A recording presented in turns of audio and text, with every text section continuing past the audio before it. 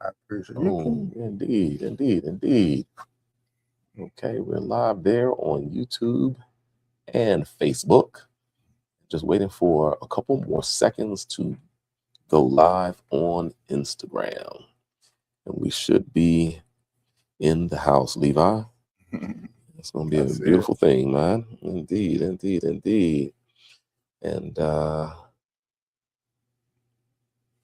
for sure, fun stuff. Okay. You're moving. I'm not moving. You're not moving, huh? There we go. Okay, it's a little bit of a delay there. A little delay. What's up, everybody? How are you? Thank you for joining us. And hey, it is February now. Gosh, already February. So excited that this month has gotten off to a decent, interesting, unique, very frigid, snowy and frigid start thus far. I tell you what, I guess it really started in January, right? But it's just lasted forever, right? Yeah. Well, we're gonna warm up with some whiskey. That's right. Indeed. Well, happy Whiskey Wednesday, everybody. I have the pleasure to once again be joined by a great brother, DMV, born and raised, as you can well see. Absolutely. I'm representing today. Representing the South Side over here, Southeast Washington, D.C. But he is the owner and the producer of his own wine. Hedon State, folk. Which way? That's right. Yeah, which way? Pointing? That way. To where you got the thingy? Right there. I don't know. Yeah, something like that. All right. But Levi Daniels, what's up, sir? I appreciate you. Thank you. Man, come on, dude. So Levi inspired this tasting. He came in with the first whiskey that we're going to start with. And I said, okay, well, we must do Black History Month Whiskey Wednesday. Just a launching of Black History Month. Also, as we celebrate our anniversary here at Chat's Liquors, celebrating 92 years in business here at Chat's, the oldest liquor store on Capitol Hill. And it has been in my family for 48 years now. Yep, absolutely. So shout out to my parents, the late, great Bernie Jr., my mom, Ophelia, my grandmother, Maureen, and all the family members who have, and friends and community who have been a part of this run. Almost 5 decades worth, almost a half century worth of a run we've had. And so super excited to be celebrating our anniversary. But gosh, Levi, thank you so much for joining me on this Whiskey Wednesday, man. Thank you for having me. Hedon State. So let's just start off with Hedon State, man. What y'all do? So we are a DC-based wine company. We have 4 varietals available for purchase these days. So we have our red blend. We call it Crimson Crush. It is a Merlot, Cab Franc, Petit Verdot. It is our take on a Right Bank Bordeaux style. We have our amber wine, so Amber Absolute. That is a amber wine made of Petit Manseng, so a white wine that is made like a red. We also have our white wine, which we call Silky Smooth. That is a Vidal Blanc. Very easy on the palate, very easy to drink. And then we also have our, last but not least, is our sparkling rosé of Merlot Glow. And that is beautiful brunch vibes, very easy to drink. That is a crowd favorite, along actually with our white is a crowd favorite when we get out there. The white, yeah, absolutely. So how long y'all been in business, sir? So as winemakers, it will be 2 years. Wonderful. Well, let's say 3, including the maturation process, but 3 years. And as wine educators for about 6 or 7. Amazing, man. Well, gosh, kudos to you all. Thank you. You and your partner, Mike, right? Yes, indeed. Absolutely. Yes, indeed. How's he doing? He is good. He is running around Baltimore as much as one can. Handling some business up there. And so getting the work done. Being down here in the district, I could come and see you and we can have a little fun here. Absolutely that. Of course, we always have fun with your wines. We have been carrying them for just about a year now. Yes, indeed. Yes, absolutely. Indeed. And very impressive, made in Virginia, but taking a stance that's a bit more fun, engaging, eclectic, but so approachable, user-friendly. Not in collector. I'm sorry. Not in collector. Sorry. My bad. Hilarious. Absolutely. Absolutely. Shout out to Cam. Yes. God bless that Shout out brother. Cam. God bless that brother. What's sir? How do you spell that? NCL. Sorry. Anyway, Wow. moving on. Yeah, hilarious. I love it. I love it. I love it. But yeah, so of course, I'm sure that you're going to grace us with your presence at some point in time Oh, in for the near sure. future. Yeah. Showcasing the Hedon State Wines. Yes, It yes, is Black yes, History Month. yes. You are Black owned and produced. Yeah, wine I'm hoping that company. it can warm up a little bit so I can convince some people to come on out. But Yeah, we're gonna make that happen. Absolutely, absolutely. Well, in the meantime, in between time, let's get into what we have going on every Wednesday, and that is some whiskey and our Glencairns, right? And so I'm going to, of course, start as I always do with a little bit of a water rinse in my Glencairn. There's a Glencairn there for you as well. There, Levi, of course, a gift up from Lost Whiskey Club. Of course, folks, you can jump on our website. We have our Lost Whiskey Club single barrels. They're rocking and rolling, our cask strength version, as well as our 90 proof expression of single barrel bourbon from the Lost Whiskey Club distillery out there in Fairfax, Virginia. So, of course, we love Lost Whiskey Club.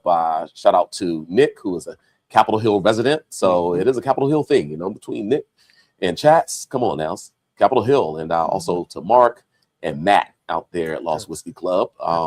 But grab your bottles at chatsdc.com or come on in. They are on the shelves. And have it on good authority that they're rather tasty. Yeah, man. So just a little birdie told me, a little birdie that actually gave me a sip. So yeah, that's right. Absolutely. You the little bird, it sounds like, man. For sure. But yeah, let's get it started. And this is a brand. Let's see how to best position this, because I'm cut off or on the Instagram. I'm gonna figure this out, folks. There we go. That is, I guess, the best we're gonna get. Hopefully on your you can see that on your device. That's good enough, I would say. Okay. Shout out to everybody who has joined us on Instagram. We appreciate you coming on in.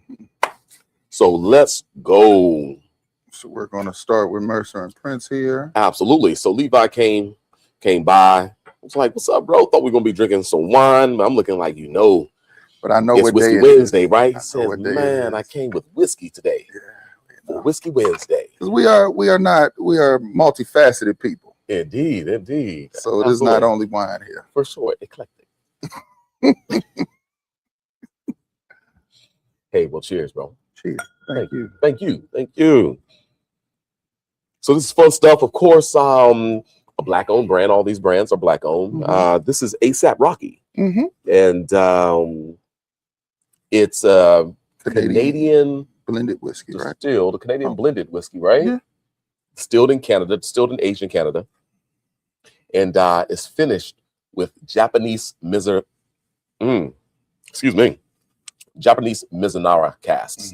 And so Japanese Mizunara casks is something that you will find that so many whiskey producers around the world are using, specifically some Irish whiskeys that I've had. The Glendalough, there were some Mizunara casks from them. Here in the U.S., the Barrel Bourbon Company done some Mizunara cask finishings, and there have been others. But of course, you find them mostly in some of your Japanese whiskeys, right? Very expensive wood, it is. And it usually imparts a nice structure, but also some fruit tones, right? Kind of maybe a little bit of orchard tone and a level of spice that is pretty neat. But still simple. I mean, not simple, but just subtle, not too forward. Yeah. And I don't. Maybe is it berry notes? I'm not sure, but just a small berry note. Yeah. It does kind of give me a little bit of or something that reminds me of maybe even like a black cherry for me. Okay. Yeah, getting like I can go with that. black I can go with cherry, that. right? A little It black was either gonna cherry, be blackberry or like smelling them, but not blackberry. tasting them. Yeah, Like if yeah, you yeah, sniffed it, don't. yeah. Yeah, not actually taste it. A little bit of apple for me as well. Mm-hmm. For some reason, I'm getting like that black cherry note and some and maybe some Granny Smith apple, just a little whiff of it, right? Yes, the sharpness. Yeah.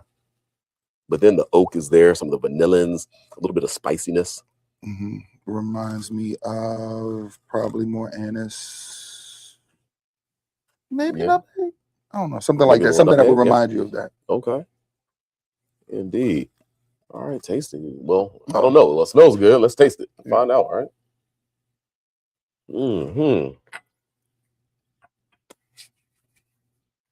So a mild sweetness on the kind of on the front palate, but a roundness of flavor as it rolls back.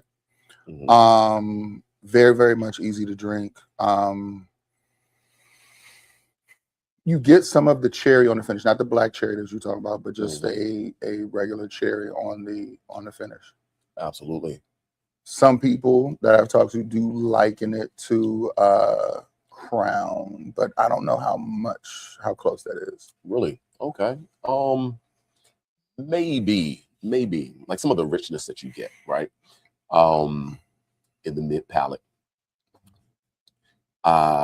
Now that you mentioned Crown, you know, I also, the flavors that they've done, the apple, the blackberry, and that type of thing, it kind of does put you in mind of something in that neighborhood a bit, right? Okay. I would have to agree with it for sure.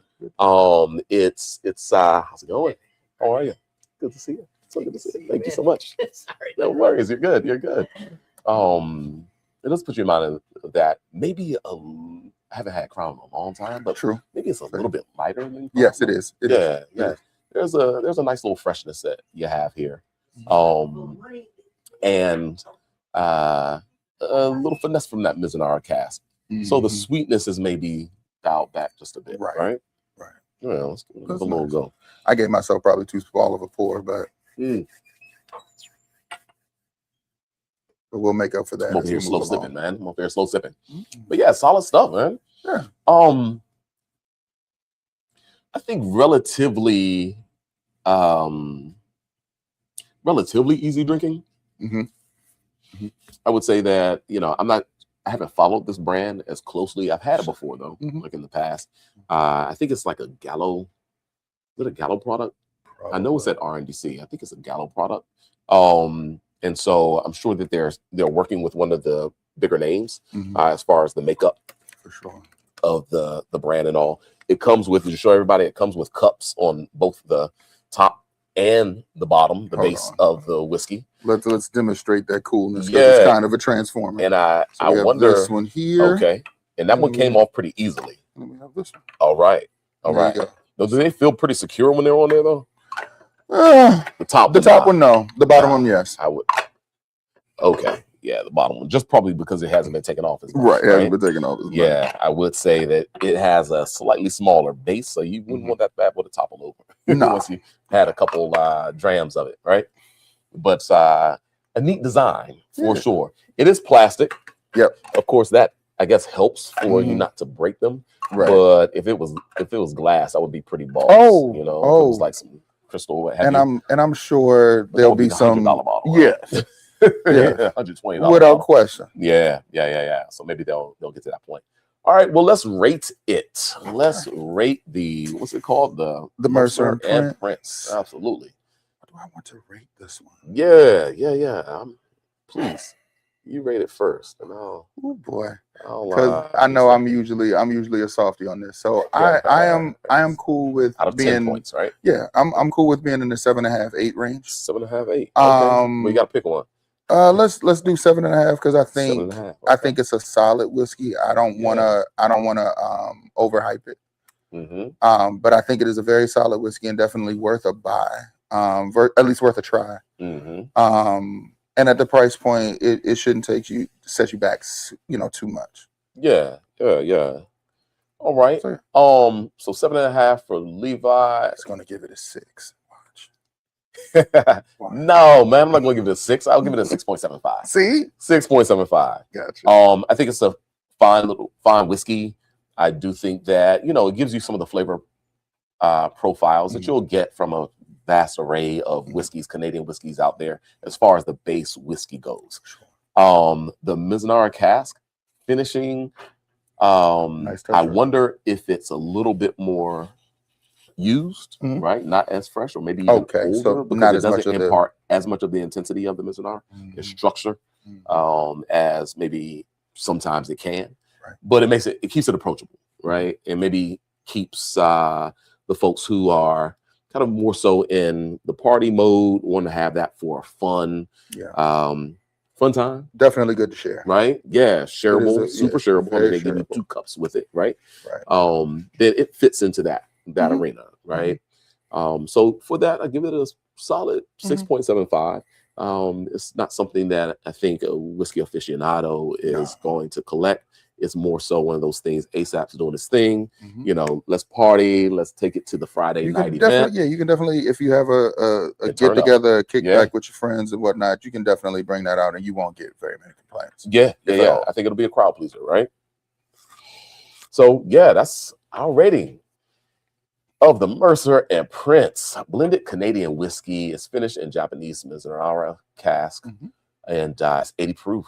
So that's the other thing about it. It's just 80 it proof, is not. Yeah. And I know here on a whiskey window, we do like an overproof. We do like a high proof whiskey. So yeah, absolutely. Well, Levi gives it a 7.5. I give it a 6. But I'm usually a softie on these things. So. Hey man, it's like at 80. It's hard to get over. I dig it. And it's 7.25 or 7.5. That's first of all the better ones. Gotcha. For 80 proof. It's they're just diluted. They're watered down a little too much. I got you. I can feel that. I can feel that. I wouldn't disagree. All right. Well, we're going to move things right along. And we're going to get into some American whiskey next. Okay. Absolutely. And specifically American bourbon. This one is from Louisville, Kentucky. It is made by 3 brothers. They share the last name Yarborough. And so this name comes from their surname, Yarborough. And this is what they call the Brough brothers. Dropping the Y-A-R. Yep. And so Brough Brothers Bourbon Whiskey. Now, this is a house that came out, or a bourbon that came out right in 2020. But for that first year, right in the pandemic. But for the first year, they only sold it in the UK market. I think Victor Yarborough was doing a lot of business over there in the UK. Yeah, that's perfect. He was doing a lot of business over there in the UK, and they were bourbon crazy over there already, and so he had already had it set up to be available in the UK market, just because the US market just takes so much more time and attention getting into every state, all the laws, the 3-tier system, that we deal with. We've learned over the last 2 years. As someone who has been growing a business, right, within this space, I know you've learned. We have learned, right? Yeah, a nice little bit of trial by fire. Yeah. Absolutely. So they started out distilling in very small batches, bourbon, there in Louisville, Kentucky, where they're from. But when they entered into the U.S. market in 2020, as the demand for Black-owned brands just went through the roof, skyrocketed, right? They ended up going and having support from a distillery out of Indiana. It may be MGP, it may be Starlight, or one of the others, but a younger, very approachable juice, but also extremely competitive. As far as looking at the color of it is definitely leaning to that. Yep. A lighter color for certain, but a younger whiskey as well. So it was always a little bit more tender, lighter, lower proof, and usually selling right about $30, which I thought at that time especially was good for them, just because that's a competitive marketplace right there at $20. I'm sorry, at $29.99, 30 to $32.99, $34.99. Great. So yeah, let's give it a taste. Shout out to the Yarborough Absolutely. brothers with their Brough Brothers straight bourbon whiskey. Ooh. 82 proof. Now, this has been open for a while. So, Yeah. once again, it's light. It is light, but it reminds me, it's kind of got a floral nature that probably does not sound right for whiskey. But in so much of this light, it has something that gives it a sort of sweetness. Yeah. On the nose. I don't know how I would describe that per se. Yeah. I would say, almost you get a little vanilla, but also if you can imagine we have Edmond's Honor on the table, the orchid, right? The vanilla orchid. So this kind of reminds me of that white floral kind of note. So I get what you mean there. Like almost, the vanilla bean next to a bouquet of orchids. The orchids. Yeah. Now, okay. A fruit, if there was a fruit component, would you say it reminds you of anything like pear? Not that. Okay. Yep, absolutely. More in the stone fruit, like pear, peachish, type of arena. Maybe a little bit of apricot, but maybe toasted apricot marmalade, something like that. Yeah. Right. But definitely a little bit higher pitch. So I see where you get the pear. I think peach would maybe be right in the center. Maybe like a white peach, a little fuzz. Yeah. It's actually not bad aromatically, right? I dig it aromatically. It's fun. A great springtime whiskey as well. No, I get what you're talking about. So, because we had a conversation before off camera. This one has less of the structure that you were talking about. So there's a roundness on the palate. Again, a mild sweetness. You could say maybe it airs caramel, something like that, but it would be soft, like very soft note on that part. Indeed. Super duper easy to drink, but not as much character on this one. Keep going. But not quite as much character as some of the other ones that we're going to have down the line.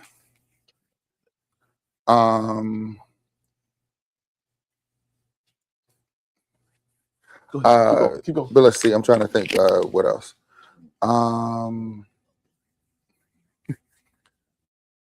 So yeah, let me see. I'm trying to get a little bit more light on the. Yeah, there we go. Thank you. Yeah. So I didn't get as much as we got on the nose. I didn't necessarily get on the palate. So I'm not getting all the stuff that we smelled. The floral, maybe that comes across kind of as you're sipping it, it comes back up through the nasal. But all of the things that we smelled aren't necessarily what come through. They kind of come through harmoniously, kind of together, but not necessarily distinct. Where we pick those out, I think, from a tasting standpoint. Yeah. I think it's very balanced, right? Yeah. And the harmony is there. I think the marriage of those flavors are nice. And what I like about it is there is no pitch to it, right? The alcohol folds into it quite nicely. It's 82 proof, right? And we are still on the lower side. So I know that is not what you fancy. Yeah, well, we're not going too high tonight. Only 100 proof. Yeah, we are. Yeah, we're gonna max out at 100. Okay. So it's not too bad at all. But I like Brough Brothers just because it's so clean. While it's a little bit lighter, you're not going to get kind of this heavy duty style of bourbon. They execute this style extremely, extremely well. So yeah, on the palate, I just like how tender it is, how easy drinking. Springtime, summertime. And I'd never thought of a springtime whiskey, but you know what? Yeah, this is going to be fun when DC finally warms up. So yes, there you go. I'm looking forward to this when the cherry blossoms finally come out. Absolutely. In about 2 months. Jesus. There you go. Man. Absolutely. Not long. It's coming around. But yeah, I think I'll start with the rating on this one.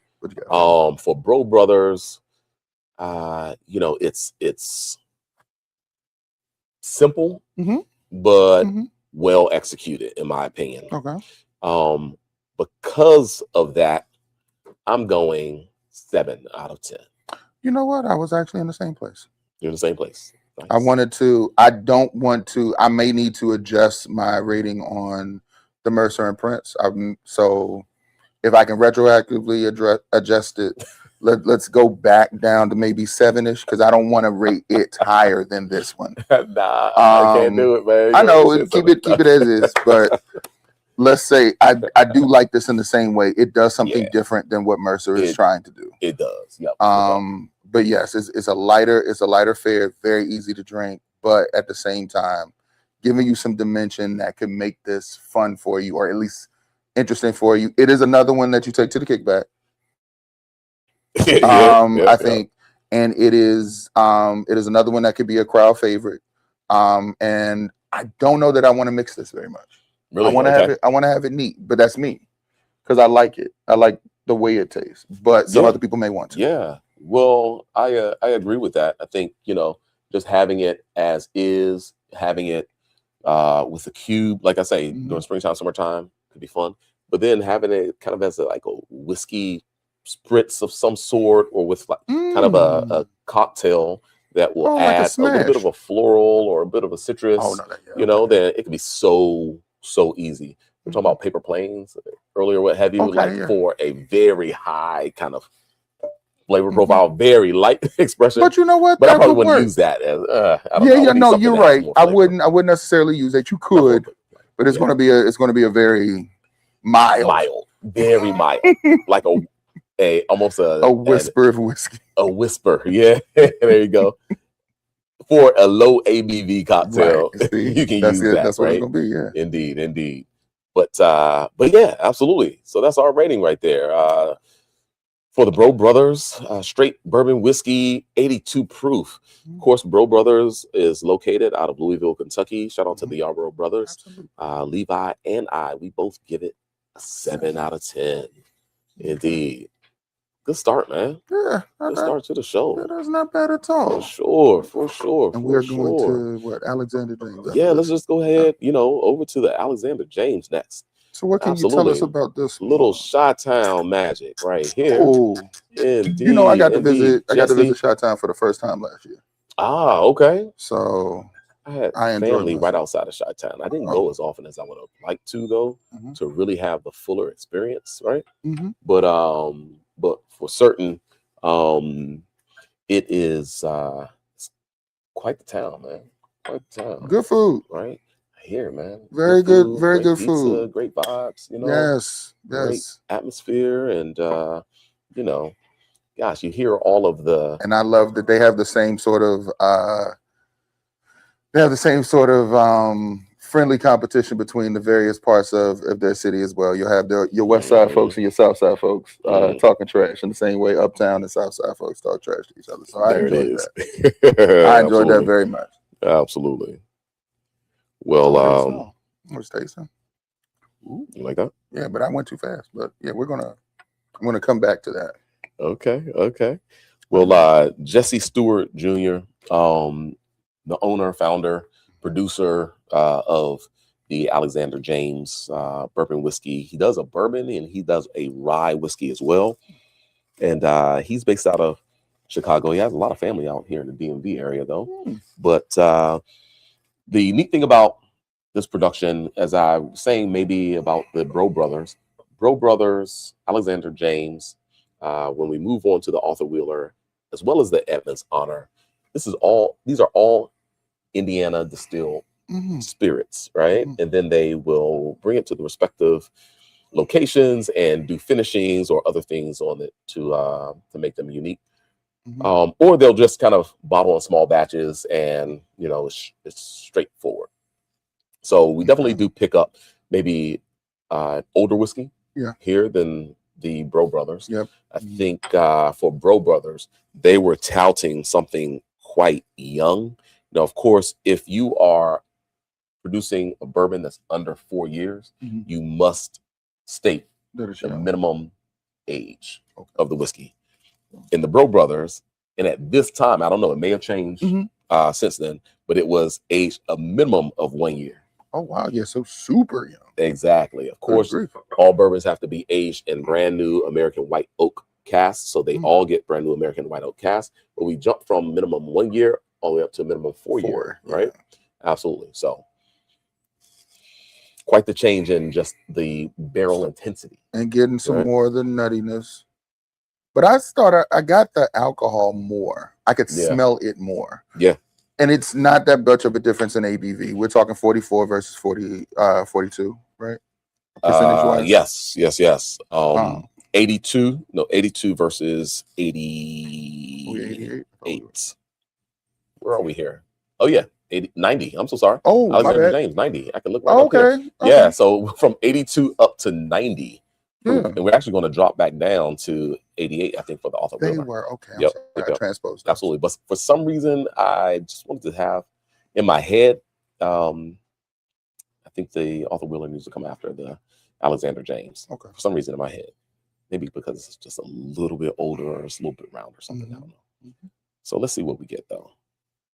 So we're still speaking about the nose, you're thinking just a little bit more spirited, yeah? I'm definitely able to detect it more on the nose, but other flavors, same as other ones. We're still getting the caramel notes, but we're getting a little bit more nuttiness, I think, on the nose, at least for me. Less of the fruit. Less of that for me. If it is, it'll be something dried. So I mean, we can go to something like apricot if you want, or something like that. Where if this one is white peach, this is certainly not. Right. So like not at all. Yeah, this is definitely more spicy, more toasty. Are they the ones that char their barrels or no?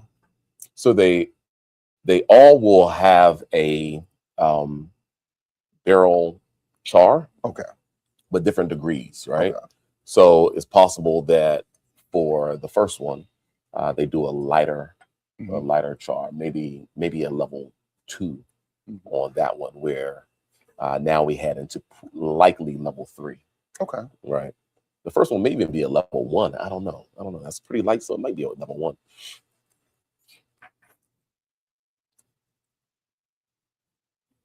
So yeah, I just get more spice, definitely more of the spirited like flavors. You mentioned anise quite often, but the toastiness, the barrel kind of intensity, not a lot of fruit on that at all. It's like whiskey, right? This is raw whiskey. They're not leaning into any of that.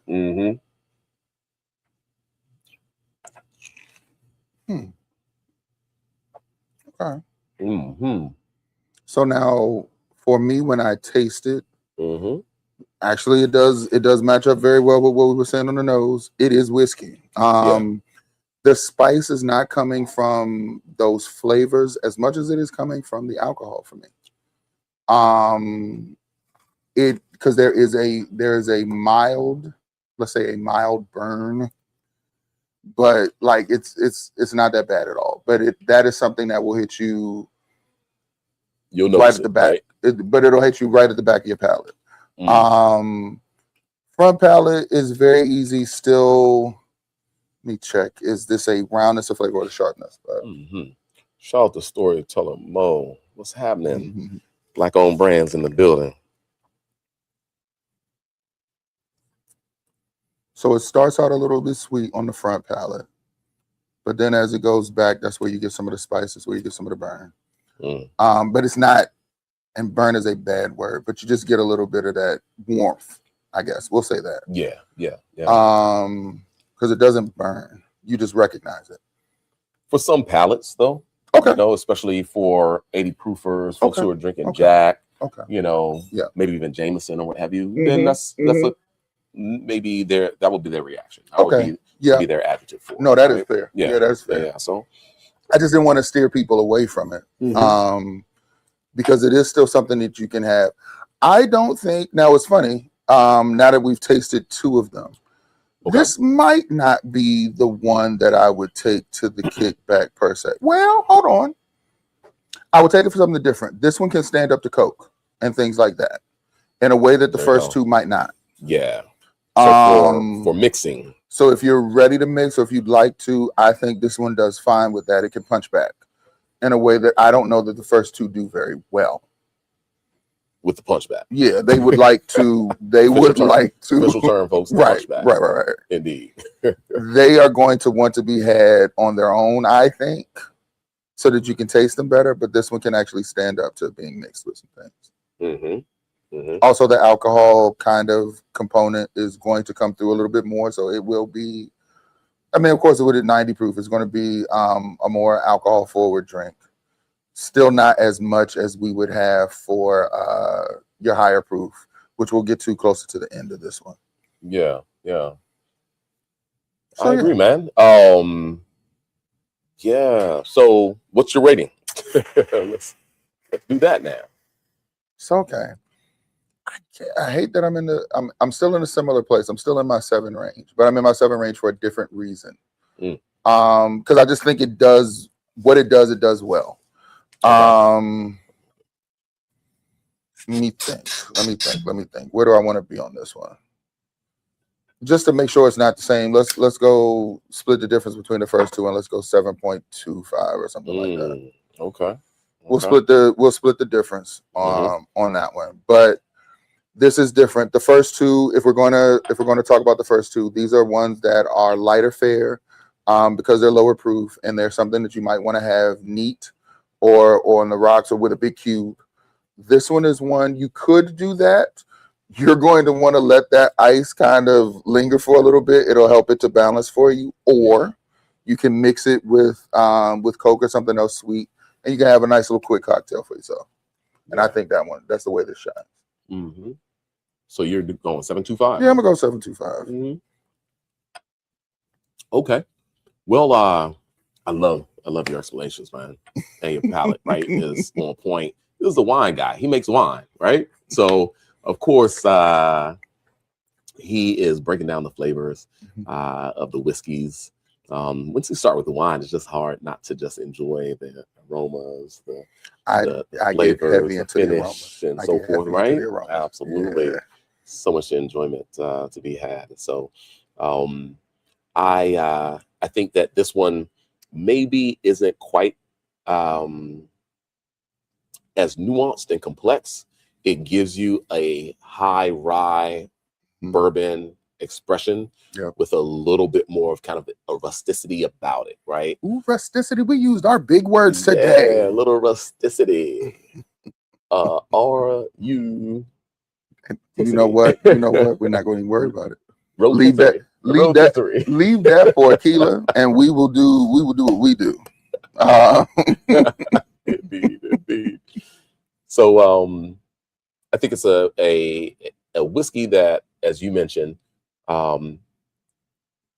it's one that you'll probably want to taper down a little bit. I would use this as a base, to cocktails. Yeah. I think that spiciness, some of the even kind of smoky spice note, the char like of the barrel leads, and the rye component leads.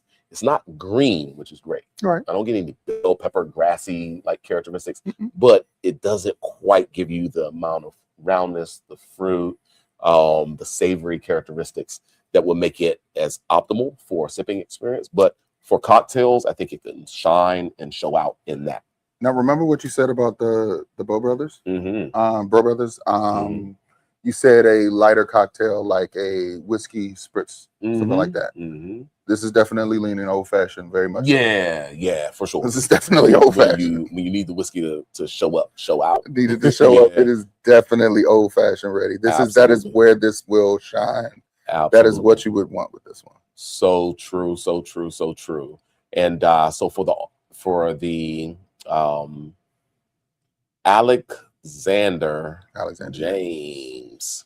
Gosh, man, you are Levi at a 7.25 because I'm a softie. I don't like rating it too low. Hey, no, well, I think it's I think that's fair. I think it's a fair rating. I'm going to give it a 7. Okay, right? I'm dropping a 7 on that. Nope. I was right there with you. Yeah, just like with the Brough brothers. I think they're great in different ways. Like Brough brothers, some people might find it to be a little too light. But I think the flavors that it has to be so light, they execute well. This one is higher proof. I like that it's higher proof. I like it's rustic. I think that there is enough of an understanding of what grain is used in this bourbon. And it definitely has a place, and it's going to kind of show up. More so in cocktails for sipping. I think it might be just a little bit one-dimensional. Yep. But it's a solid whiskey. I give it a 7. Okay. A 7 out of 10. Yeah, man. Look at you. See, I got you softening up. Indeed. How about it? How about it? There it is, folks. It's good times here with my buddy Levi Daniels. He is the co-owner.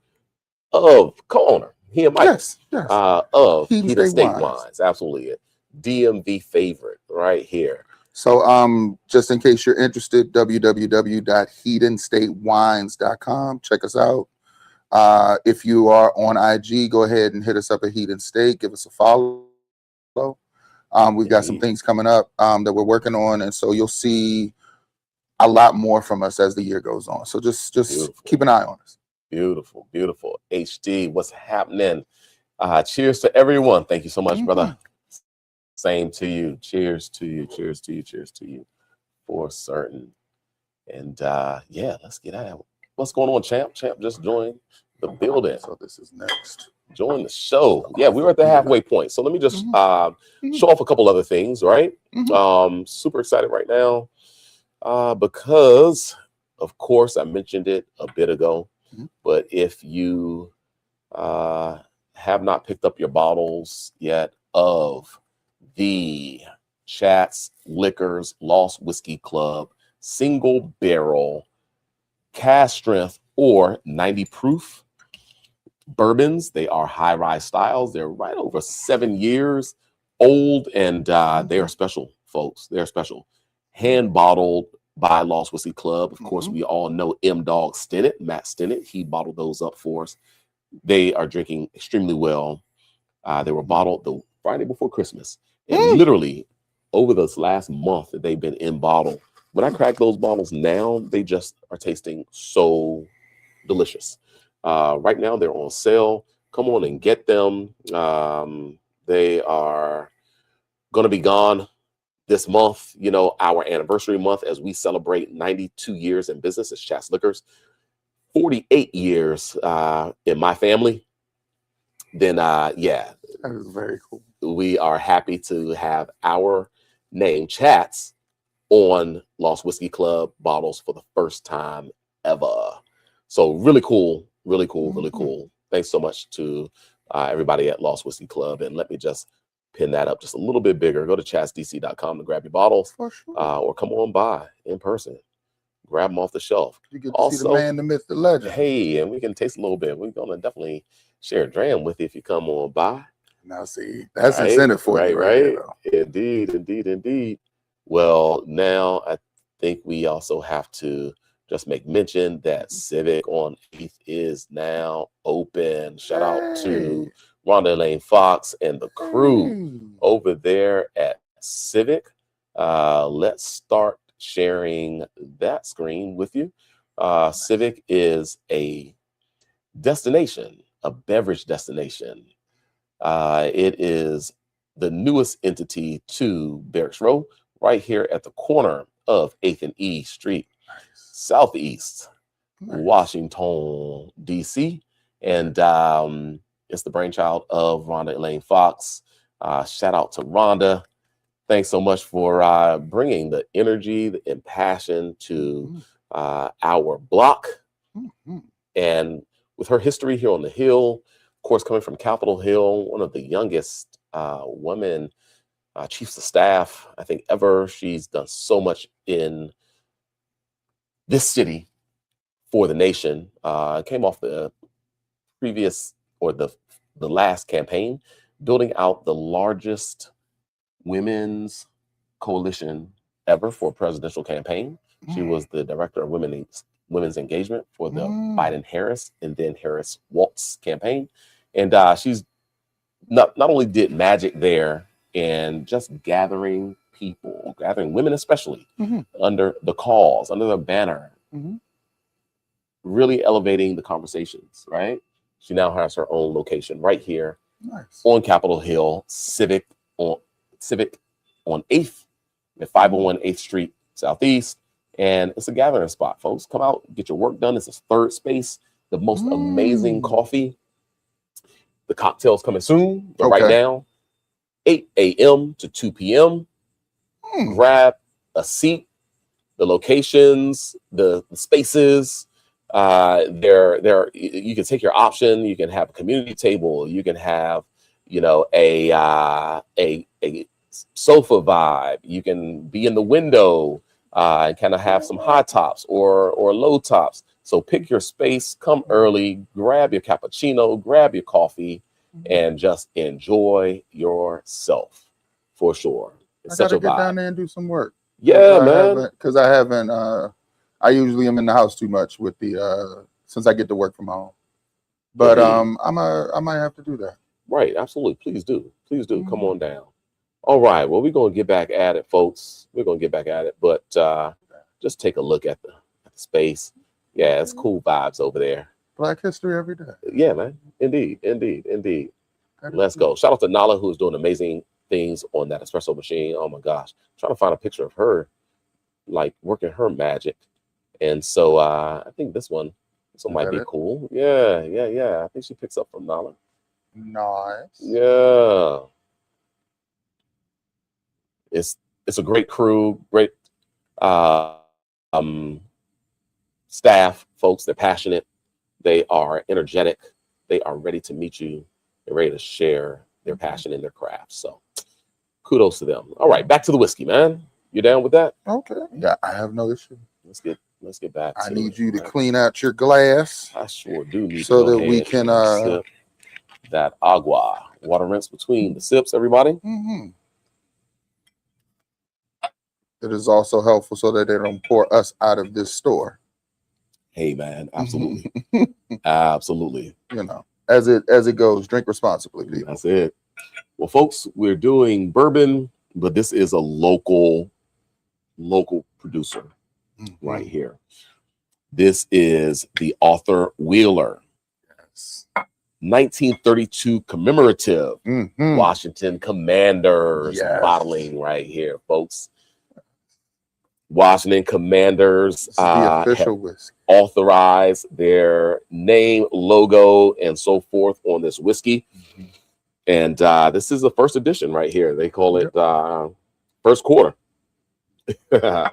And we're definitely digging this brand across the board. They not only make fantastic bourbon, but they are also making amazing rum. They have vodka, and they have other expressions as well. Gin, right? And they have a few more whiskeys. They have a cash strength. Yep. And I forgot what the green one is. There's a green one. Yeah, maybe single barrel. Yeah, I can't maybe remember. Single barrel. I cannot remember. Or it could be like a bottled in bond, something like that, right? Absolutely. So Arthur Wheeler, right out there in Upper Marlboro. Right in Upper Marlboro, absolutely. Yep. 301 and I've had the pleasure of meeting more like Central Avenue and 301, right? Yeah. Like very close to that. I had the pleasure of meeting one of the proprietors. Very, very good guys. I haven't been able to make it out to them just yet, but I have enjoyed their whiskey for a while. So I love this expression. I do as well. I think they're doing such an amazing job with this. They're doing such an amazing job. So now, cheers, man. Cheers. Like, this is where you're talking about amazing balance, man. Yes. I love the balance. Because what we got. All right. So again, as this continues to build, so how Bernie curated this, because this is why you have this afterwards. We started to bring more of the alcohol component in as we got with Alexander James, but we're still getting that, but they have mellowed it and rounded that out in a much more effective way. And we're starting to bring back in some of those sweeter notes that we may have enjoyed about, let's say, Mercer at first. We're starting to bring those back in here, but with a bit more alcohol. Absolutely. And being a proper bourbon as well, right? As opposed to that Canadian whiskey, right? So yes, indeed. Excited to have this. So on the nose, On the nose, I'm still getting. We're still small, of course, smelling the alcohol because we're at 88 here, right? Yep. So we're still getting the alcohol component and the spice that comes from that, at least on the smell. Mm-hmm. We're starting to get caramel. We're starting to get toffee. There is a sweetness, but I don't think I'm still not necessarily getting fruit. But we'll see. Let me see. I'm not getting the fruit, but we'll see if you pick up something and you help me. Well, I do see, more so the apricot note. There we go. Here, yeah, and also just a little bit of, just a hint of a secondary, deeper kind of dried fruit note. Maybe maybe a little bit of rancio, like characteristic. There you go. Or fig, more so like fig. Because I had to cleanse my palate. That's why you saw me kind of smelling in my shirt. Yeah. I needed to get a smell of something else. Mm-hmm. That's an expert right there, though. That's an expert tip right there. Maybe a little bit of just underneath, though. Yeah, it's not as heavy and forward. But it's not. All right, so let me just taste vanilla in as well. Of course, you hit some. I wouldn't say. I don't know. I'm going with something that's a little bit warmer.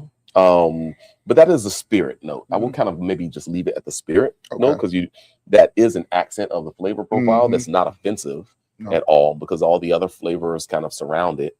It just helps to elevate it. Maybe just give a little bit of a flambe to the other flavors. So now, what is so cool about this is we've gone up in higher proof. But I think that we are still in a similar place as our first two, where we said you can have them neat, or you can have them with, with a big, rock.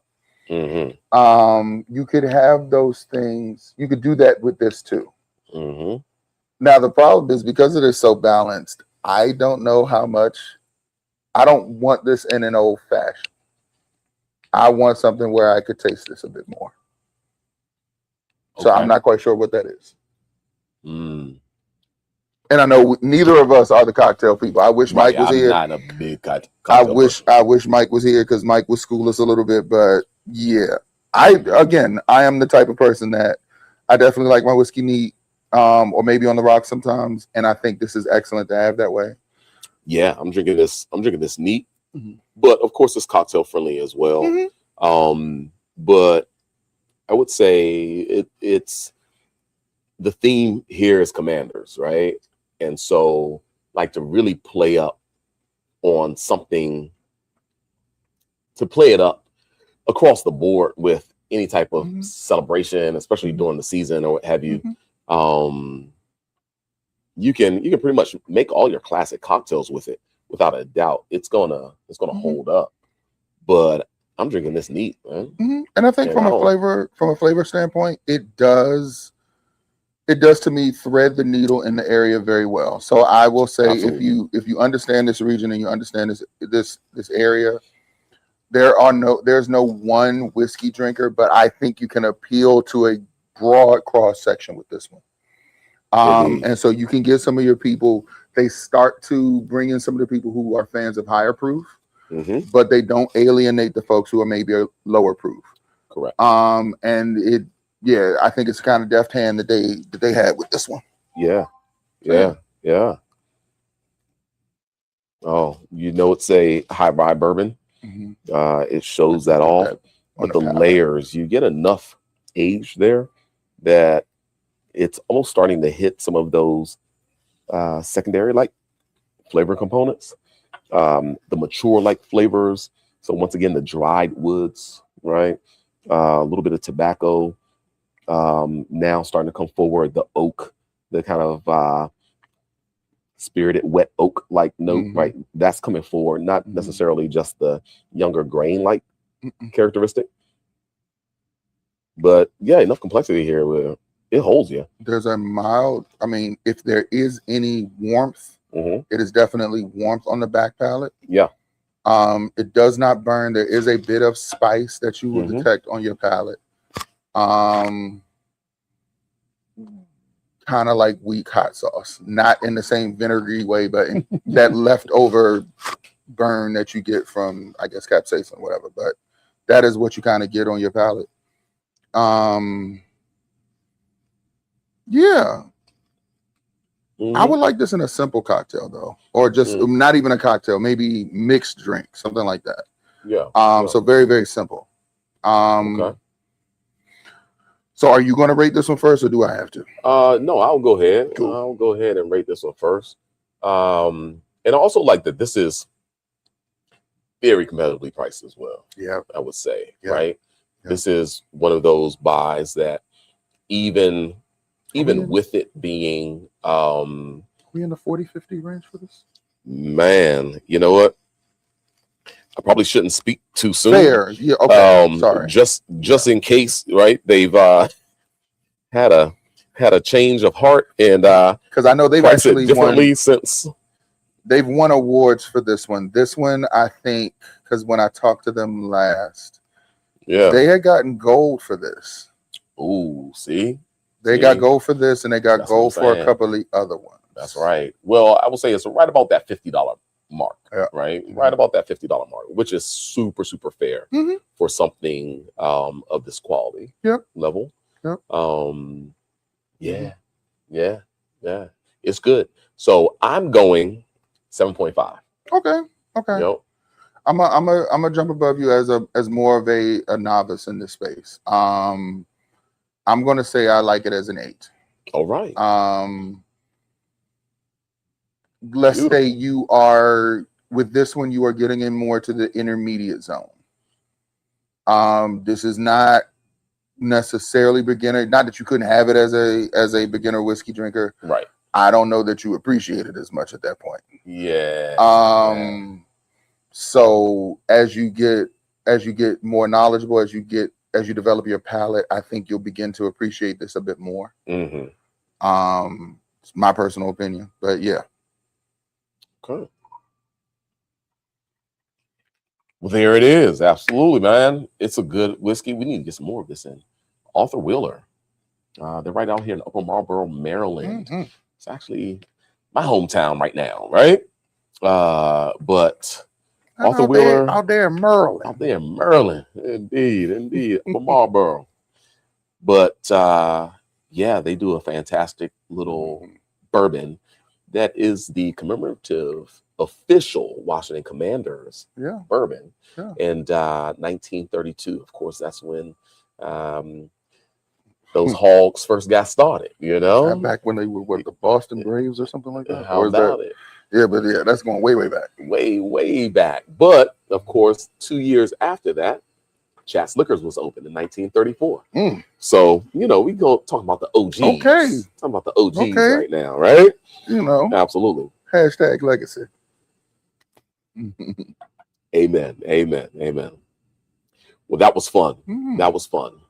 Arthur Wheeler, 1932, Washington Commanders, official bourbon whiskey. 88 proof. Levi gives it an 8. I give it a 7.5.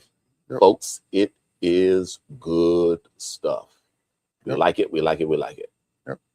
I mean, I wasn't expecting it to be as good as it was when I initially had it. I kind of doubted it a little bit. I was like, okay, something that has a team behind it or whatever, and it's not going to be very good. But when I tasted I was proven wrong. Okay. Oh, okay. I was proven wrong. Absolutely. All right. Harbor Wine says Upper Marlboro is, come on now. Absolutely. Let's see the whole thing. Upper Marlboro is where the good stuff is. Amen to that. Hey, I love it. I may know who that is. Indeed. Shout out to Harbor Wines for sure. Well, folks, Edmond's Honor. So we are in Edmond's Honor next. Is going into the Glencairns now as we speak. Shout out to Tracy Franklin. She was here back in November. We want to get her back in the house. The signature on the bottle. Oh yeah, she signed that bottle. It's probably a little too far, but you know what? I might walk it up, and we're going to invade your space real quick. She is local, so let's see if we can't put that up in front of you so you can see that. No, you can't because it's going to be too bright. Never mind. The brightness. Don't worry about it. all these lights, right? Right. Creating such a little bit of glare, but it's okay. glare. Yeah. But yeah, she signed it. So that's going to be one that we are not going to let go of. We are going to keep that one. Indeed. Well, you know, she came by, she signed all the bottles, and I had to open one for the tasting. It's just like, I hate to open it, but you know, the things we do, you know, the sacrifices we make for the enjoyment of all of our community. Because he's a giving store owner. Gotta be giving, man. That's what it's all about. But Tracy Franklin fashioned this whiskey in honor of Edmond Albius. Okay. Yeah, Edmond Albius, the botanist, the young botanist at the age of 11 or 12. Yeah, who figured out how to give us a vanilla. Who pollinated. Yeah, figured out the technique of manually pollinating the vanilla orchid. Super labor intensive. Yeah, for sure. And he was about age 12 or so when he figured this out. And so without those efforts, literally, we do not enjoy that. We wouldn't have the vanilla flavor profile, the extract and so forth that we have today as a seasoning that the everyday human being can enjoy. Mm-hmm. It would only be for the very wealthy, right? The very affluent individuals in the world enjoying the flavor vanilla, which we all enjoy. I think we've kind of become so accustomed to it, we take it for granted sometimes. We do. Indeed. Because it is a super duper expensive, right up there. Well, not right up there with saffron, but yeah, it's expensive like that. If you who is it? Who's the major vanilla? Madagascar. Morton. Oh, I'm sorry. What's the name of that brand? Whatever. Oh, but this is Madagascar vanilla, right? So we'll talk about the whiskey. Forget the baking. So Tracy marries this bourbon with cognac casks that previously held Madagascar vanilla. Shrewd. Yeah. How about it? I mean, you got to put the pinky up for this one. Yeah. And you're talking about cocktail friendly, but you got to be creative with this one. Right. Because it's got some, on the nose, it's beautiful. Yeah. We're getting the floral aspect that we talked about. Spices, the vanilla, the savory note. But not as heavy on alcohol. What proof are we at this one? We are 86. Am I right on that? 86 proof. Okay. So 43% alcohol. So we are kind of coming back down in alcohol a bit. Yeah. But I think we're getting more savory as well. The texture is elevating because this gets finished in cognac casks. The Limousin French oak. That Limousin? Limousin. I've not heard of that. Yeah. Can you explain a little bit that to us? Yeah, it's the forest that a lot of this French oak is where it comes from. Yep, it's from that they age cognac in. So it's Limousin oak. Looks like limousine. Those we were talking about, those French, French words, right? Exactly. So it looks like limousine. Limousine oak. I want limousine off camera conversations. So we can't talk about that. But yeah. Indeed. But the spices, the floral nature, the herbs, very light herbs. The citrus, I get like orange spice. I got essence. Orange zest essences and orange bitters, like note. Wow. The cinnamon. It's all there, man. But none of that star anise that we talked about in the earlier, none of that clove sort of thing, but definitely the cinnamon comes up. Having sipped it, we are not getting the sharpness or the structure that you talked about. Because earlier, before we started, we were talking about rye versus wheated, and wheated bourbons or whiskeys having more of a structure. I interpret that, and getting a little bit of this from Bernie, as more dry on the finish. Yeah. This is not that. This is definitely rounded out. Yep. This is definitely seems to coat the entire palate. It is much sweeter, not sugary, but it has a sweeter kind of component or composition more than Arthur did, but it still has a lot of that same character. Probably closest to the first one, right? Okay. When it comes to the plush, more broad mid palate. Yep. Right. I do detect more of the orange that you were talking about, though I actually get that on the as I drink it, as I taste it. It's subtle. It's not going to like be in your face, but it's definitely there. Right. Absolutely. Yeah. So this is one of those whiskeys that has been built into obtaining a flavor dynamic that's almost like a cocktail on its own, right? Like you put a rock in this, I think I'm fine. And you almost have something that is as enjoyable as an old fashioned. Yep. Right. And just based on how Tracy Franklin built this whiskey into something more than just the component of bourbon that she's using, but specifically going after that cognac cask that represents a Madagascar vanilla aging. Beautiful. And I think it does give more of the effect of cognac, and sort of it has a certain creaminess, a fullness on the palate. It is different than what we had prior. Whereas this one kind of hit us a little bit more with the alcohol. This one tapers that off. This one does it more still and says, let's taper a little bit of that alcohol off. Let's raise up the sweetness a little bit. So I do think this goes well in an old fashioned, because an old fashioned is going to complement that kind of sweet aspect in a way. I think it could. But man, the levels of spices that I'm getting from the flavor, especially on the finish. Just like, are the bitters already in there? It's like a high rye bourbon plus some bitters already there. That's very the vanillins and so forth. Like, this will be really interesting just with a cube. I love it. Yeah.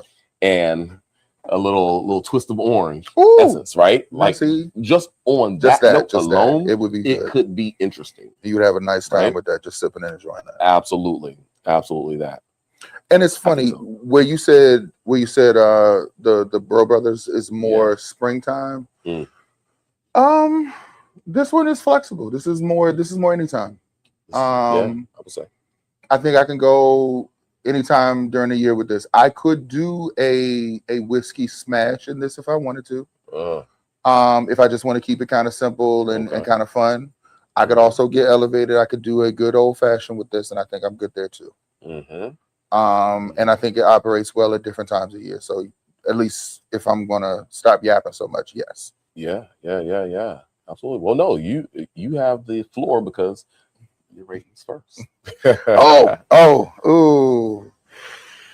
Am I right on that? Yeah, no, it's my turn. No, you're right. You're right. I'm just nervous, and I don't want to. Indeed, no, you in the hot seat, brother. I want to stay at an 8 with this one. I want to put it up there right next to Arthur Wheeler. Okay, but for different reasons. Indeed. I do like the component. I do like how I can take it from something very simple to something more complex from a drink or cocktail standpoint. I think it is a more complete product than some of the ones that we've had prior outside of Arthur. Okay. So that's why I want to give it an 8, because I want to denote that I've enjoyed this one a bit more than even the first 3 that we had. And I still enjoyed those very much. Yeah. Okay. Well, fantastic. And I agree with you in pretty much with everything that you said, because I'm going to match my Arthur Wheeler rating as well at 7.5. Okay. Right? Absolutely. There we go. Okay. Yeah. I like it as much as Arthur Wheeler, but for different reasons. Now, I'm not, as we've been discussing, necessarily a cocktail person. Yeah. Finishes, I do enjoy some finishes within the whiskey realm and landscape. There's so many more options out there these days when it comes to how bourbon is finished, how American Okay. whiskey is finished, right? Okay. Where at one time it was like mostly single malt Scotch, right? That underwent wine finishes like sherry or port,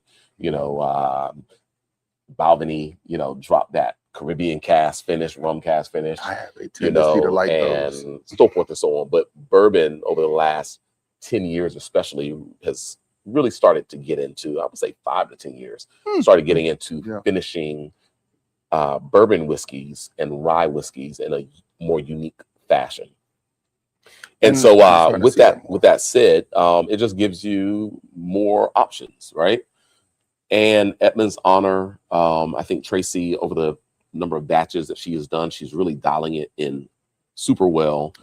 She has improved, I would say, with the recipe, and it's pretty spot on nowadays.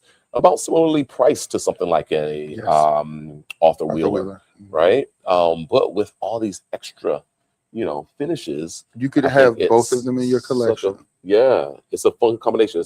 It's fun also just tasting them back to back, right? The most enjoyment that I have in tasting whiskey is doing what we're doing right now. Being with your bro, your crew, right? Your network, and lining some things up, right? And tasting and enjoying the various flavors, and not just drinking on one item, engaging with what you're drinking, by having the conversations, switching it up, right? Because that's what this is go for. Through the flight and make it start over. Find your favorites, and make it fun. So shout out once again to Tracy Franklin, Edmond's Honor, a Black woman-owned brand and creator. I mean, she has done something quite amazing with this, and it's a bottle that commemorates and pays honor to a guy, Edmond Albius, a young botanist at not even a teenager, 12 years old.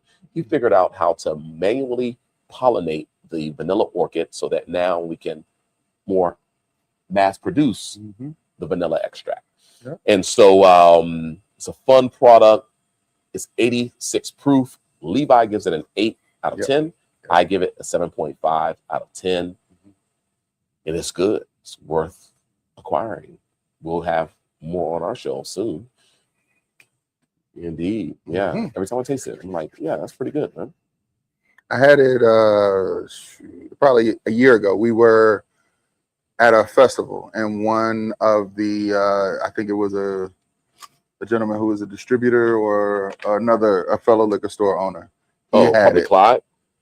Yes. Well, no, his partner. That was brother Ellington Felton.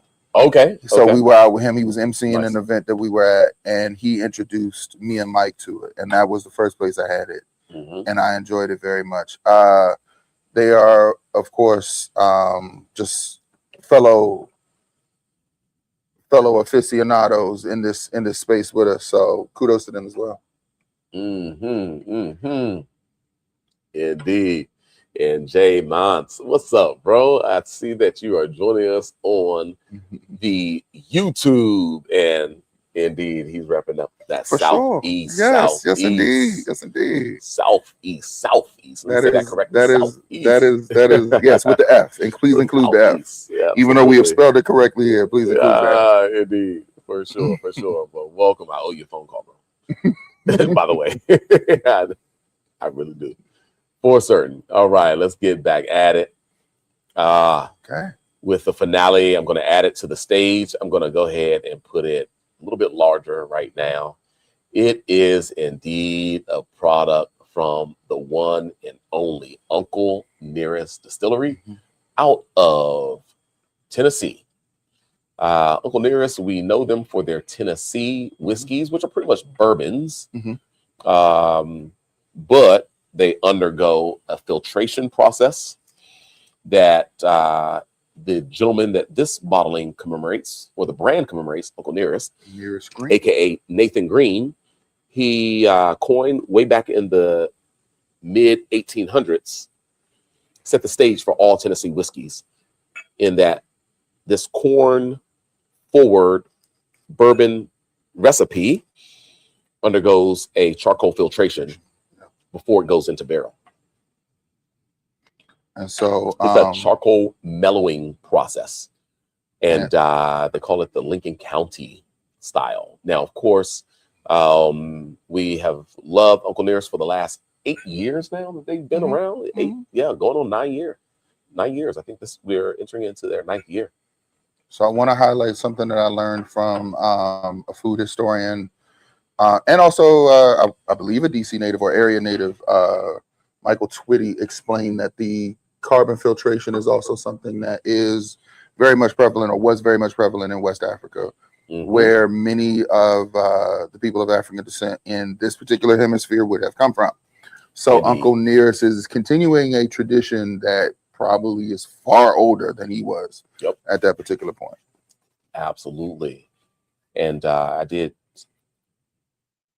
learn that as well from Western Africa. They used the sugar,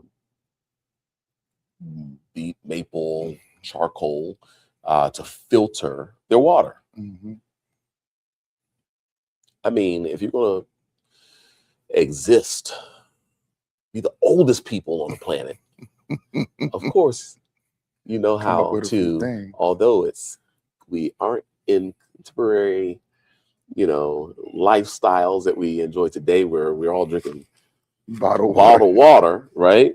You have to fend for yourself. You have to obtain your own water source. You build a community. You have to learn how to survive. And that was done for millennia. And so some of these processes probably date back way before super old Uncle Nearest. And so these are generational, centuries of techniques that fortunately made its way to the Americas because we use charcoal filtration now these days, and all over Tennessee what we're enjoying, even these bottled waters. I mean, all these Brita filters. So we got to shout out those Western Africans, our forefathers, who had that skill set that literally probably place in more ways than they'll ever get credit for. But that literally became the Lincoln County style, aka the Tennessee style. And of course, we recognize Nathan Green as the first distiller on record for Jack Daniels Distillery. So kudos for him for being a good steward of that tradition. Absolutely, indeed. And that said, shout out as well to the one and only Fawn Weaver, Keith Weaver. Fawn heard this story over 8 years ago now. I think it was more like 9 or 10 years ago, and put together this brand in light speed, and it has become one of the fastest growing. It is the most awarded whiskey brand in the world. Definitely in this country. I want to say in the world as well. And check them out. Support Uncle Nearest. You probably have seen or heard them in the news nationally, as 2025 especially has been one of the most challenging years in the wine and spirits market, period. For sure. Every large company has certainly undergone stress when it comes to financials, sales, inventory, productions. They've scaled back on production. Jim Beam even closed down a whole. Them and a few others, I thought. A whole freaking rick house, right? A whole facility. And so it's huge. It's huge. And of course, being a Black-owned small production representing an African-American gentleman who was a slave, but a Black woman-owned brand on top of that. There's a lot of news and a lot of there's information floating out there right now. There's a lot of chatter. That unfortunately, we're all kind of glued to the papers, to the streams, the posts, and everything to find out what's going to happen. But at the same time, kudos to Fawn for having the audacity, absolutely, to bring this brand to light and to bring it to $1 billion valuation in literally 8 years, folks. And I mean, outside of that, outside of some of the controversy and all of that, it's still a damn good whiskey. First and foremost. So getting into some of what I'm getting from this, we're bringing the fruit back in, despite it being much higher proof than even, well, not much higher. I'm too much with that, but it is 100 proof though. We are at 100 proof versus the 90 that was Alexander James. And so, yes, when we smell it, we are definitely getting the alcohol notes. So it lets us know that it's there, but we are starting to bring back in more of the fruits like cherry. We are starting to, it is starting to round out. And I think we are starting to get back to the green that you were talking about. Okay. Of the rye, like a little bit of grassy. Yeah, a little bit. It's not, that's at the back. Yeah. It is holding up all the other ones. Yeah. But yeah. A little bit of maybe like moss, something like that, right? Yeah. Fine and fresh. Like you're out in the garden. You're out in the yeah. So you're out in your backyard a little bit, right? Mm-hmm. Absolutely. But this whiskey was actually distilled in Canada, brought to the U.S. where Fawn finished the whiskey in used Uncle Nearest barrels. Yep. So this is the third of 3 whiskeys that are on the tasting table that has had a finishing process. Yeah. Dual oak aging, right? And so while it's Canadian distilled and the primary aging happened there, they do increase the character of the whiskey, similar to the Mercer and Prince. The first whiskey that we started with, which was Canadian as well. It was finished in Mizunara cask. This is finished in used American oak cask. And so we're not imparting as much of that oak flavor. Now, this part I do know a bit more about because of the wine aspect. But with it already being used, we're not leaching as much of that character, even though it's higher proof. So if we put this in new oak, my God, it might be super spicy. But in this case, I think, at least from a nose perspective, because I of course haven't tasted it yet, it's more subtle. It's definitely it's got some sweetness to it still, despite it being higher proof. So I'm gonna segue and let you go ahead, and I'm gonna taste. Indeed, enjoy. Well, let's bring that 100 proof big time. The spices are there for it being a Canadian rye, where usually Canadian rye will be so much softer. Like this one has elevated the spiciness. You also elevate the texture and so forth.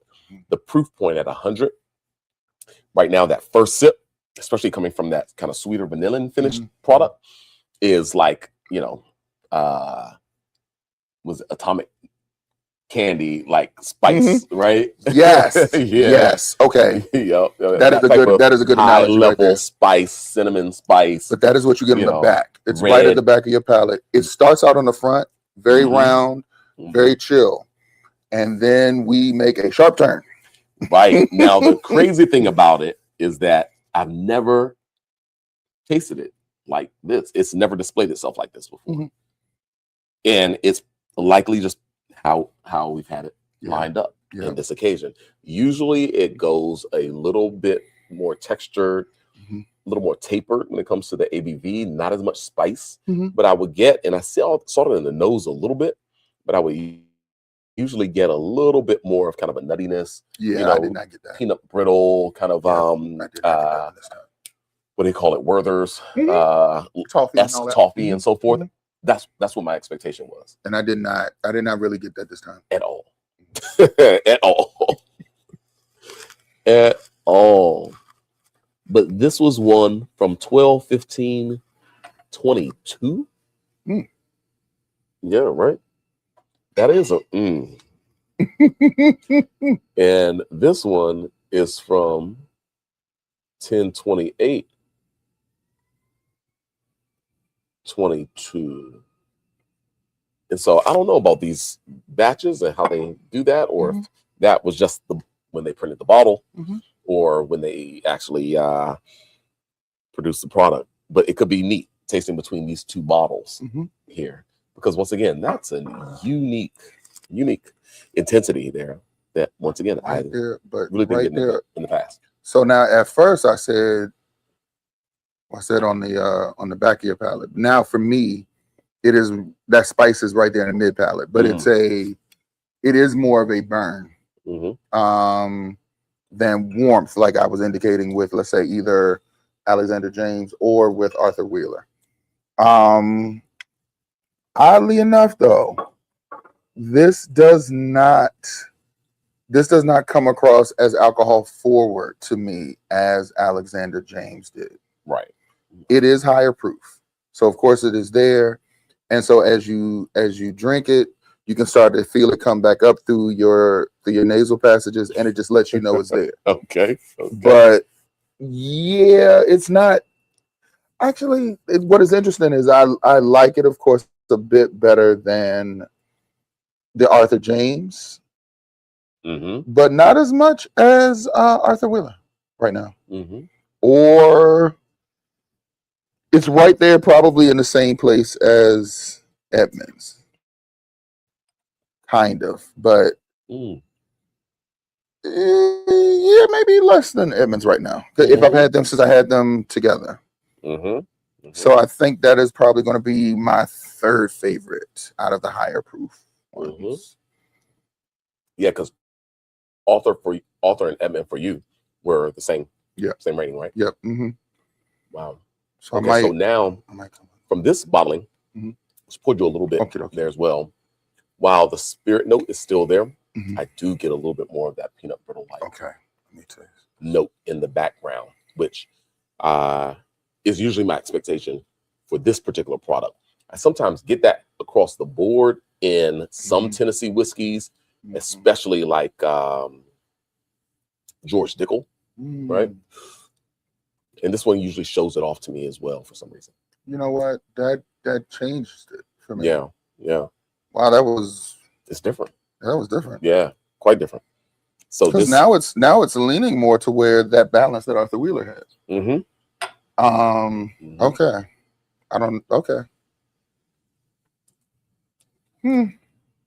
Different batches, but much less alcohol. It's not alcohol. Yeah, that didn't much less, and that's the sweet spot there. Okay. And of course, this was the second bottle that we just had. I've opened that more recently. Okay. Probably when Paul was here. Okay. And this other bottle, I don't know. That's been hanging out. It's been hanging out for a while. Although they both say 2022, so I don't know what that's about. That's fine. It was allowed to get with itself for a little while longer. Yeah. But that second bottle was much better in my opinion. Okay. Yeah. And I would agree. You know, I do think it's fun. They were able to give it a little bit more oomph, you know, by finishing it in used Uncle Nearest barrels, and so that is a plus. But it's still Canadian rye. And I'm not sure if I'm like necessarily the biggest Canadian whiskey fan out there, but there's some neat, cool climate. I didn't say cool climate. Some neat, cool climate. Whiskeys coming out of Canada that folks are bottling up. Various expressions, whether they're higher rye, they're higher corn profiles, or what have you, that are fun, but they certainly do have a different energy than American whiskeys. Of course, shout out to the entity that made the Canadian American marriage work best. That is Whistle Pig. Yep. Right. Whistle Pig made that thing happen back in the day with rye whiskey. Made it happen. And having Uncle Nearest kind of maybe follow suit and bringing down the Canadian whiskey and then finishing it in an American barrel. Although it's not a new barrel, it's a used barrel, but still it gives it some legs. Can I ask you, would you want this neat? Would you want this on the rocks? Would you want this in a cocktail? I would have to say that for this one, I would probably want to play around with this one in a cocktail. If I had it in a cocktail, then I'm like, okay, this is fun. I will say I wasn't a big fan of this expression when it initially arrived. Okay. It took me a while to kind of get into the mood to appreciate and understand where they were going, just because my expectation was for American rye. When I initially had it, I'm like, what is this? This is not that. Because it didn't taste as forward as an American rye. It's crazy that the spice note is more elevated now. Yeah. These bottles have been open for a bit, and so that might be just one of those things that I was talking about before. Like once you start to get down to the last, quarter or below, you get then there's oxidative characteristics where some of the youthfulness might blow off. And you get down to the core, intense flavors. Both of these are a bit more rye spice forward. Yeah. When you crack these bottles initially, they're much sweeter, much more savory, much more kind of peanut brittle, nutty in that realm. But I'm seeing it in a new light right now. So we have to judge it though on what it's expressing. How it's expressing itself right now though. We have to judge it on that. So all right, so the first bottle we had, I would love that in a cocktail or some sort of mixed drink all day, every day, because of the alcoholic kind of component. Okay. I don't mind that one. The second one you gave me, I don't mind in a rocks glass. I don't mind that that way. I think you get more. The second one, for some reason, comes across way more balanced, and so I don't mind having that in a mixed drink. But you're going to tinker with that one. So the same way that you said that we have all of these complex components, right, in Edmond's honor, you have that in the second bottle that we had. Yeah, not the first. The first one comes across as a nicer expression of Alexander James. This one comes off as a nicer expression of Edmond's honor. Or you think nicer, stronger. Sorry, stronger. Okay, not, I don't want to say nicer, but nicer because they're able to do that with a higher proof alcohol. Yeah, they're able to accomplish the same thing in a higher proof alcohol. Yep. Okay, got you on that. I agree. Because we jumped from 86 proof to 100, all the way up to 100 proof, and it's still proof points higher on that second bottle. Though they still had a very deft hand. They still had some balance. That for whatever we got out of the last bit of this first bottle was like, okay, alcohol. This is Indeed. liquor. Indeed. Likkah.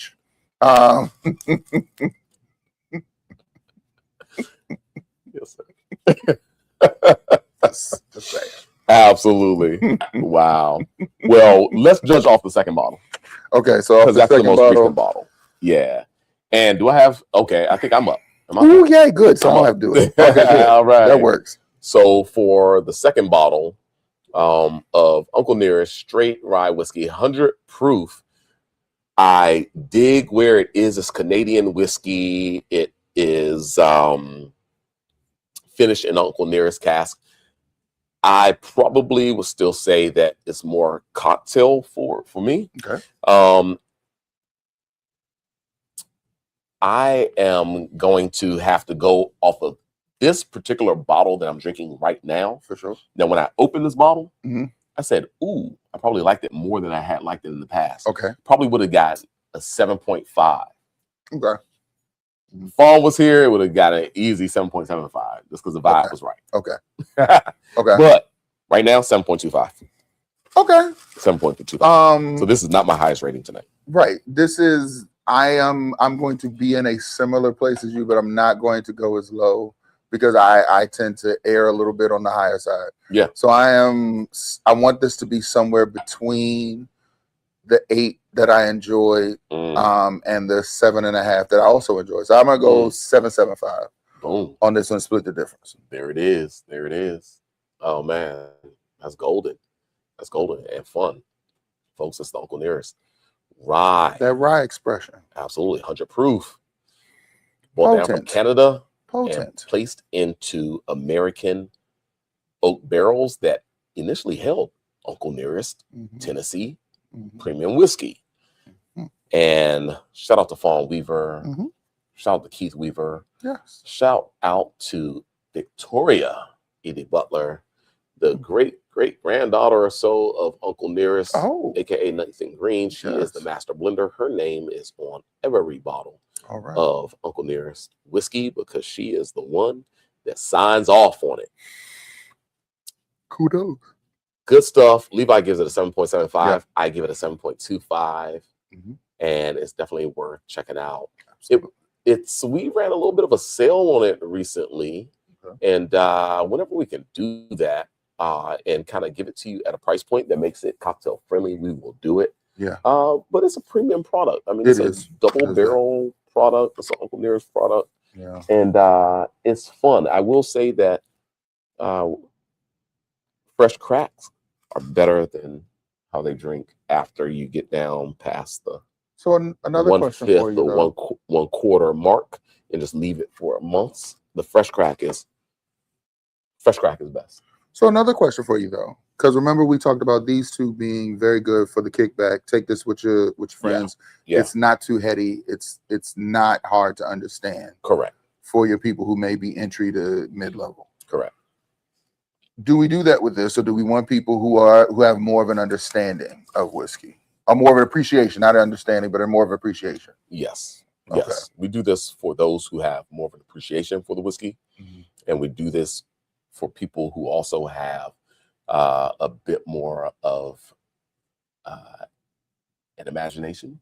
Okay. Who would love to build a cocktail or experience around the whiskey. Okay. Right. So whether it's like, okay, we're going to enjoy this one, but we're going to marry it with like a medium cigar, right? Or we're going to have this with a meal. I'm going to maybe find some flavors in here that are accented, that I can accent in like one of the last final courses in a dinner, or we're going to make a cocktail with it that can highlight some of the spices from this. Yeah. And maybe integrate, especially it's wintertime, some of this Canadian roots, maybe a little bit of a maple something going on or what have you. So yeah, this is for the creatives. It's someone who's able to kind of envision something cocktail or pairing wise that can be greater than just kind of pouring it in the glass and having it that way, because it's not the least expensive whiskey on the table. It is actually the most expensive whiskey on the table. So so I don't typically want to do cocktails with something like that, because I want to enjoy it the way it is, but you could. You certainly could. It is going to be a nicer cocktail. I think the higher proof gives you some flexibility though. Yeah. So you can play around with it. You can incorporate some other components and still not take away from what you want, which is you want an alcoholic drink. You want something that's going to give you that fun feel. And this will allow you to do that and have some other things incorporated with it. These two you cannot. They're far too low proof in some respects. Yeah. To really do that unless you just like a low proof cocktail. Yeah. You can come up to here. These two have some interesting flavors where you could have them with or without. Coming back into the rye, we can still do the same thing, but this is certainly more assertive because of the higher alcohol component. We're getting more spice. You could do an old fashioned with this. I might have a lighter hand with the bitters. Yeah. And I might go a little bit heavier on the sugar.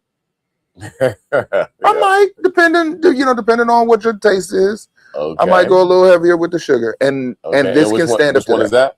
That's for the rye. Okay. Yep.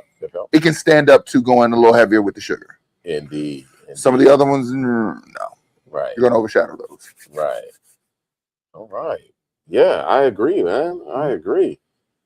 Yo, this has been fun, everybody. Good. Levi, man, I'm so happy that you stopped by. Yes, indeed. Thank you. You created the inspiration for today's tasting. I'm glad. The first tasting of February. Yes. 2026. We launch. Whiskey Wednesday in February, Black History Month, our first tasting.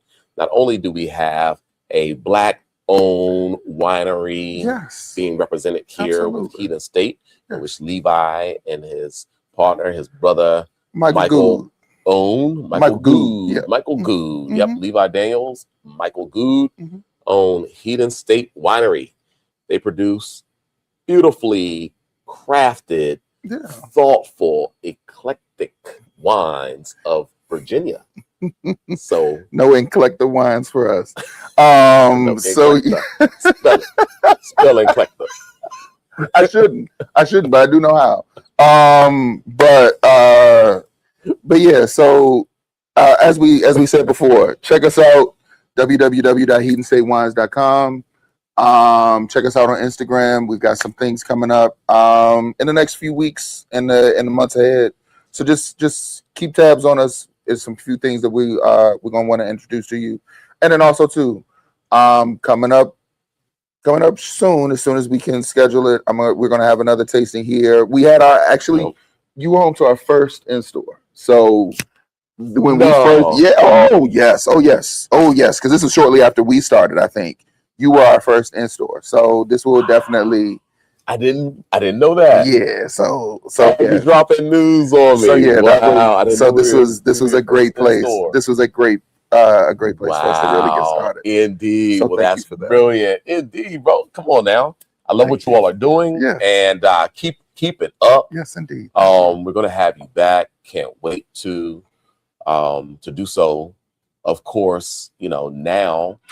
I have to also think about other experiences, that we can have within, the sharing your wines with all of the community, right? For sure, we got. And I definitely think that, with our space, shout out Rhonda Lane Fox, her creation, Civic.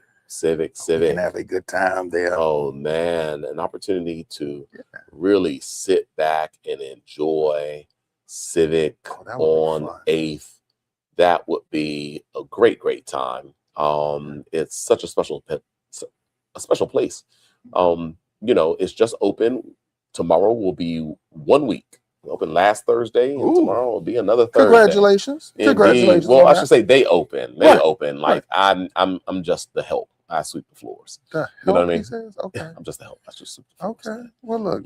But it's a sexy space, a very sexy space. Oh my gosh, truly. And it's coffee, folks, by day, and literally, Swings Coffee is doing their things. Of course, it was the old Ophelia's Fish House. You can still see the fish on the walls and everything in its raw form. And as we sift through, you all need to see this a little bit bigger. I'm so sorry, everybody. Goodness gracious. Let's go back. So it was the old Ophelia's Fish House, and beautiful wood paneling all over that place. I mean, such an investment, and then it becomes moody and beautiful. I think this picture just misses the darker floors. Shout out to M-Dog Stinnett, who joined the live. He and I down there, man, on now, getting that floor ready, getting the mood right. But Civic on 8th, folks, it's active. It is live. It is loaded and ready to see you. Swings Coffee, shout out to them. A DC coffee provider since 1916. They've been around. So even before Chat's Liquors, it's crazy. It's crazy. Okay. So check out Civic on 8th. Their website is salonforthecity.com. All right, but outside of that, look out to our post when Hedon State will be in the house for wine tasting. Hopefully we can make that happen for Black History Month here, if your schedule allows. Just scheduled not this Friday, but the following Friday, the 13th. Abasola, Miss Abasola herself of Abasola Whiskey will be in the house, and it's going to be fun. It's always fun with her. Now, we would have loved to have also had her up here in this suite of tasting. Literally. but we did not have that with us. So yeah. So yeah, Those bottles. We drink Abasola way too fast, man. It's crazy. It's crazy. Have an open bottle and then it's like it's gone. Right. Right. So try to do something on Whiskey Wednesday and no Abasola. So bring some Abasola. Yes, indeed. Yes, indeed. Absolutely. And look at that. Back off that, Uncle Maris, right? Yeah. Yeah. Product of Canada, indeed. It is a product of Canada. It is distilled in Canada, brought to the U.S. and finished there. So to HD, hey man, I so appreciate you always joining in, and you are welcome anytime that you're in the city to come on over and hang out with us over here at Chats in Washington, D.C. And shout out to everybody who's joined us in the Instagram Live, Facebook Live, so forth and so on. We're going to sign out. We're going to see you in 7 days, if not 4. Happy Whiskey Wednesday, everybody. Please, if you're in the DMV, still remain safe. The snow is still out there. The ice is still out there. And it's still very cold. Yeah, it's very cold still. But hopefully we'll get some warm weather that helps to dry things out a little bit up here on Capitol Hill and in the DMV. And so we're going to see you. He stated in Chats. It's always a brilliant Thank you, guys. time. Appreciate you. See everybody. All right. Cheers. Be safe out there. Oh, this was dope. Make sure to hydrate, everybody. Stay hydrated. That was fun. Yeah, man. I had a good time. That was fun. I had a real good time.